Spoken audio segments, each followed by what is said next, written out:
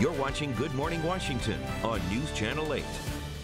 9:23 right now. Our next guest is a Virginia mother of two who is living proof it's never too late to follow your dreams. After turning 40, she admits that, Diana Quincy followed her passion for writing historical romance novels. Her most recent is called Spyfall, and Diana is here. We should say you're also one of the first reporters on News Channel 8 as well. That's true. I was one of the inaugurative reporters. Excellent. So when you come back, you got to bring a picture. That's your price of admission to come back. Oh, no. I'll never do that.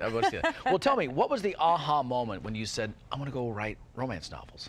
You know, I never thought about being a writer. I always loved to write, but I didn't know that I could tell a story that wasn't a news story.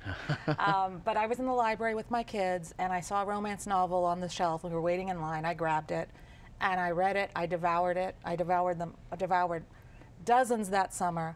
And by the fall, I decided I was going to try and write my own.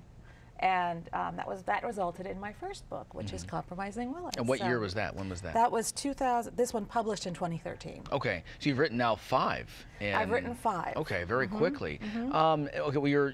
Well, I had them under the mattress, as they say. Okay. So by the time I got a publication deal, I had 3 finished. Oh, okay. So they came out in pretty rapid succession. That was my next question. Is well, as a mother of 2 and a romance novelist, and how do you juggle all the duties of life? Well, I have mother's guilt, which, you know, I think all parents have. My kids are teenagers, so they're older. Okay. And they don't want me around as much, which, you know, works out. Yeah. But, you know, it's a passion. I really enjoy it. I want to do it. So you make time for things you really enjoy. So I get up early. I sometimes write on the bus to work, and weekends also. Okay.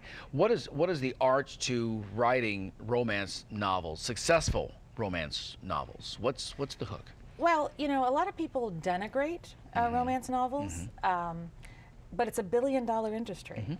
It sells more than science fiction, than mystery, than literary fiction, and in a way, the profits from romance bolster the industry, the whole publishing industry. I think the key for romance is you have a strong, smart heroine. You have a hero who loves only her unconditionally.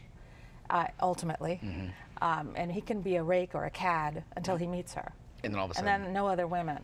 I made the mistake in my first book of having the hero in a compromising situation with another woman, and that we had to get rid of that. So you had to learn that doesn't sell. And you always have to have a happily ever after. Very good. I've got to let you go. What is next for you? This one is out. You're writing it. You're writing number 6. I am writing number 6. Okay. I sure am. And so when will that? We don't have a date yet. You don't? We don't have a date yet. It's the sequel to Spyfall. I'm a big fan of Romancing the Stone. I'm going to call you Joan Wilder. Okay. So you go looking for your Jesse out there. So Diana Quincy, very nice to meet you. Thank you for having me. Congratulations again. It's been a lot of fun. And Thank you. we'll talk again. I Okay. wish. The book, great. latest book is Spyfall. Okay, thank you. 9:26. Still ahead here on Good Morning Washington.